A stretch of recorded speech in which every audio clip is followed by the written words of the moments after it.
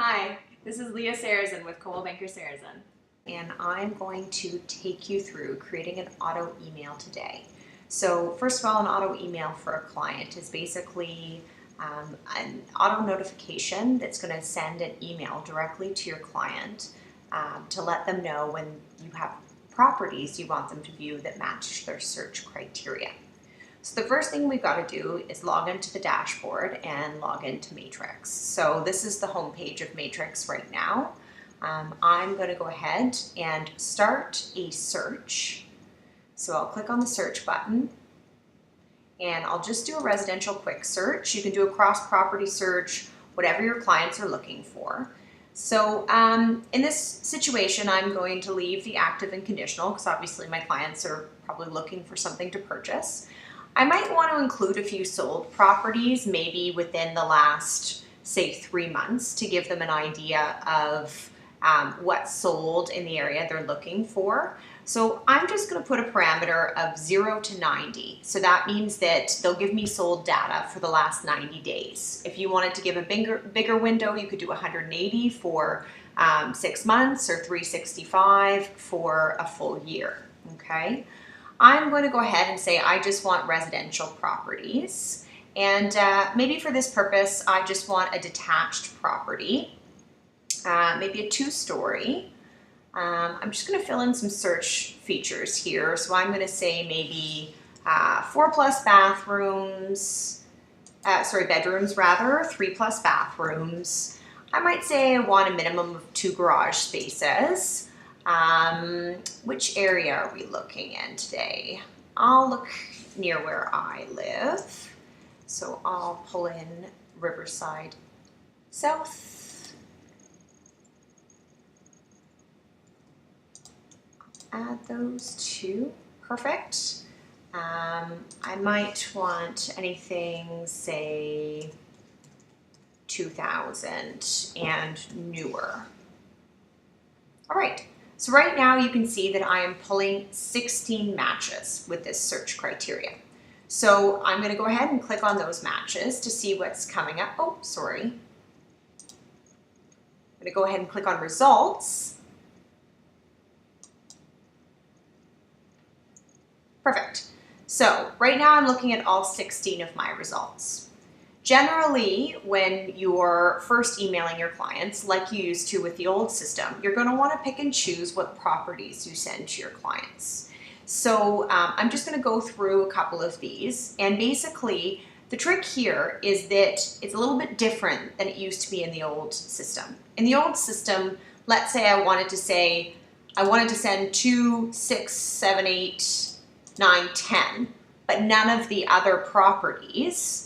I would just select those and I'd get an option when we created the auto email to either send the whole list or to send the selected properties. In Matrix, that's not exactly how it works. So you see how when I have no properties selected, I don't have many options down here.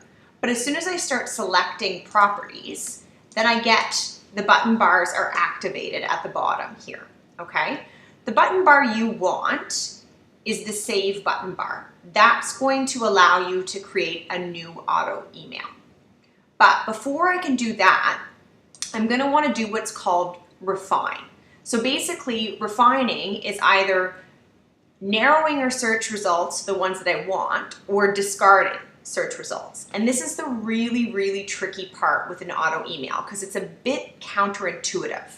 So basically what I have to do is I have to go through this list of 16 properties and I have to check mark the ones that I don't want to send and use this discard button. Because if I check mark the ones that I want and I narrow the results to those specific ones, all of a sudden I've narrowed my search criteria to those specific listings, and therefore when new emails pop up in the system as they're added as new listings, your clients may not necessarily see them because you've narrowed your search criteria away from what your original results were. So let's say for this example, I don't want number 2, I don't want number 5, and I don't want number 8, but I want to send the rest to my clients. So I'm going to select the ones I don't want and I'm going to go ahead and discard them. And then I've got 13 listings. So now I'm going to select those 13 listings. I'm going to come back over here to save, and then I'm going to hit this button, New Auto Email. So the first thing I have to do is I have to tell the system who I want this auto email to go to. So I can create a new contact by entering a first name, last name, and email address. Or I can select a contact from my list of contacts that already exists. So I'll pick on Paul today like I usually do and make him my auto email recipient. The CC field is if you could use if you want to create a contact for, say, a husband and a wife. You could put the husband or the wife in the CC field so that they would both get emails from you. You can also do that when you create a new contact. It says here in the email address, you can see enter one or more email address separated by a comma. So that'll allow you to say, you know, Terry and Colin Sarrazin, and be able to put Terry and Colin's email address here. Okay. BCC me means it's going to blind carbon copy you a copy of all the emails that your clients receive. I would highly recommend you always checkmark this, even if you don't look at it regularly. At least you'll have a copy of all the emails that went out to your client. You're also going to have to fill in a subject here. Keep in mind that this is the subject heading that's going to go on all of your emails to all of your clients. So you definitely want to keep it client friendly, and you want it to be informative enough so that they know what it is. So this might be something like Riverside South properties for you to review. Okay. This is the welcome email. So the first time you create an auto email, this is going to be the email that's going to go to your clients. Every time after, the second, third, fourth email is going to be under this recurring email.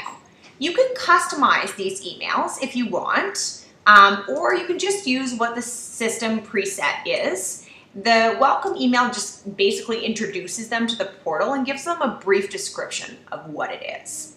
So up to you whether you want to customize or not. We'll leave it with the traditional message today for this training video. Okay, so you can see your signature here. If you want to edit your signature, your signature is going to be what's going to appear at the bottom of the email. So I noticed that my signature doesn't have a phone number in it. So I just might want to edit the signature and add my cell phone number or my office number in case I want my clients on those emails to be able to contact me really quickly if they see something that they like. So I'm just going to edit my signature, save that, and you can see now that pops up with a phone number to get in touch with me. The other thing you're going to want to take a quick peek at, even though you've already done this, is this is the criteria that you set up on the first search page. So remember, we were looking at residential properties, we were looking at active, conditional, and sold, and we were looking for 90 days in the sold category. We wanted residential detached 2-story, these two neighborhoods, 4+ bedrooms, 3+ bathrooms, yada, yada, yada. It also notes that 3 listings have been discarded. So that's good to know. And if you've narrowed by accident your search criteria here instead of discarded, the screen will look a little bit different. So this is just a good way to double check that you've set up the search correctly, okay? The next thing under here is the settings. I don't recommend you ever enable concierge mode.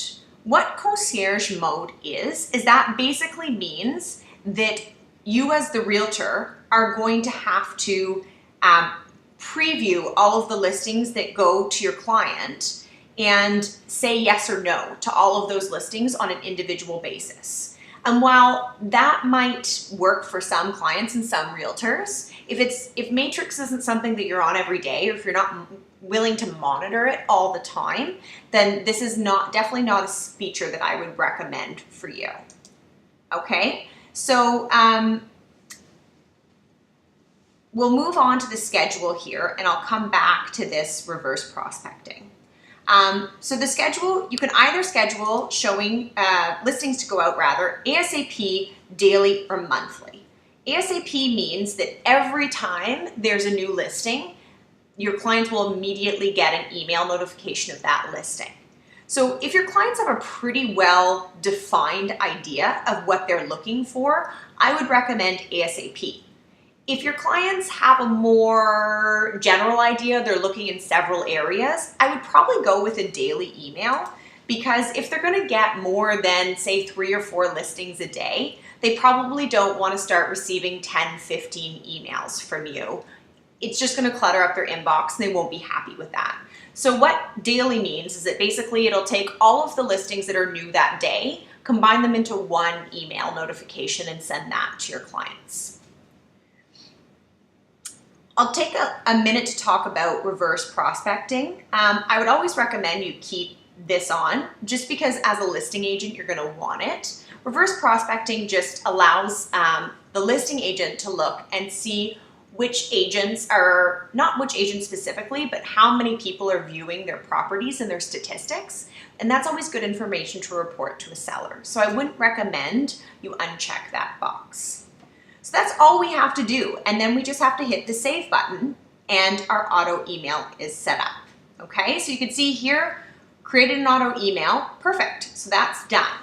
Now, if you want to check if your client, what your clients received in their portal, if they've activated their search, all of these things, the place to do it is under My Matrix Auto Emails. So I'll just take a minute to run you through here. You can see that I have 3 different symbols beside these auto emails, okay? The Riverside South auto email is the one we just created today, and it just has a green circle. The reason it has a green circle and not a green circle with a check mark is because my client hasn't activated that search. So the search doesn't really get activated until your client visits the portal the first time. So when the system sends them that welcome to the portal message, they have to actually click the link in that welcome message in order for the search to be activated and for it to get a green check mark like this, okay? So if for whatever reason you check back in a couple of days and your clients haven't activated their search, you don't have a green check mark, what you might want to do is go in here and resend that welcome message. So it's really quick. We'll just send another welcome message to Paul to encourage him to reactivate, or to activate that search rather, so we can get that green check mark.